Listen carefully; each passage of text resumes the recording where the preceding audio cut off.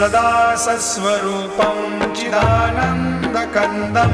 जगत्सम्भवस्थानसंहारहेतुं स्वभक्तेच्छया मानुषं दर्शयन्तं नमामीश्वरं सद्गुरुं साईनाथं भवद्वान्तविध्वंसमार्तण्डमीड्यं मनोवागतीतं मुनिर्ध्यानगम्यं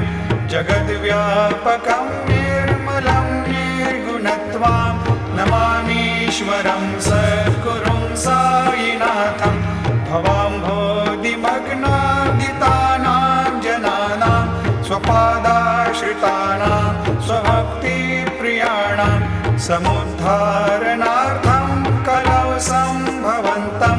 नमामीश्वरं सद्गुरुं साईनाथं